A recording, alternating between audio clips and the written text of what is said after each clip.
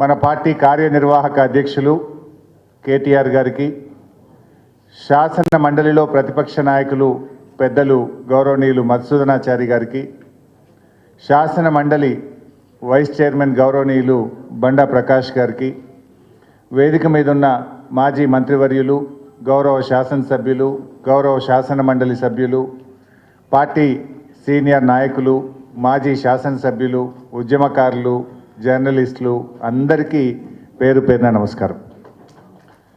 ముఖ్యంగా మా అక్క చెల్లెళ్ళకు, ఉద్యమకారుల్లో వాళ్ళంతా భాగమే. సో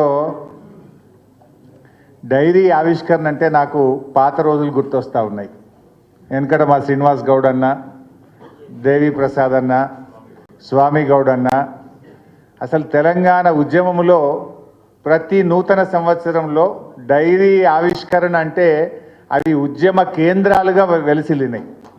ఒక్కొక్క డైరీ ఆవిష్కరణ పేరిట టీఎన్జిఓల డైరీ ఆవిష్కరణ, లేకపోతే హౌసింగ్ బోర్డ్ డైరీ ఆవిష్కరణ, AP public service commission diary ఆవిష్కరణ, ఇలా రకరకాల డైరీ ఆవిష్కరణలు పెట్టి తెలంగాణకు జరుగుతున్న అన్యాయాలను ఆ వేదికగా బయటకు తీసుకురావడం, తెలంగాణ వాదుల్లో ఐక్యత పెంచడం, తెలంగాణ ఉద్యమానికి ఊతమిచ్చే విధంగా గతంలో డైరీ ఆవిష్కరణ కేంద్రాలు ఉద్యమానికి గొప్ప ఊతమిచ్చాయి.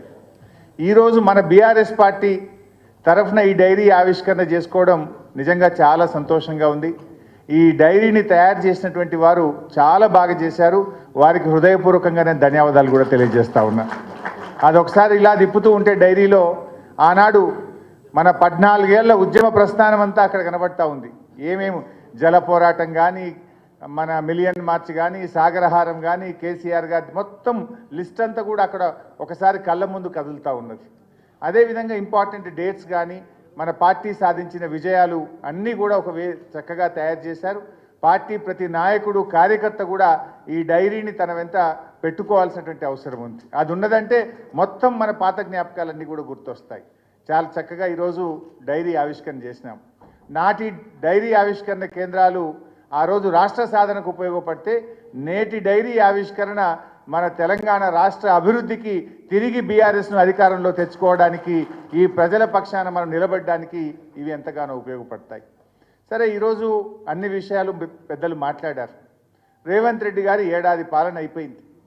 ఏం చెప్పిండ్రు ఆ రోజు ప్రజలకు చాలా హామీలు ఇచ్చారు. కానీ ఏడాదిలో నిజంగా రేవంత్ రెడ్డి గారు చేసింది ఏమైనా ఉన్నది అంటే అయితే కోతలు, లేకపోతే ఎగవేతలు, కాదంటే కేసులు. కేసీఆర్ గారి ప్రభుత్వం గతంలో అనేక సంక్షేమ కార్యక్రమాలు తెస్తే ఆ సంక్షేమ కార్యక్రమాలకు కోతలు పెట్టినారు. కాంగ్రెస్ పార్టీ మేనిఫెస్టోలో చెప్పిన వాటిని ఎగవేతలు చేస్తూ ఉన్నారు. ప్రశ్నించే వారి మీద కేసులు పెడతా ఉన్నారు. ఇంతకు మించి రేవంత్ రెడ్డి సాధించింది అయితే ఏమి లేదు. ఎగవేతలంటే గుర్తొస్తూ ఉంది. ఆ మధ్య మా రసమై బాలకృష్ణ నన్ను మానకొండూరు పిలిచిండు.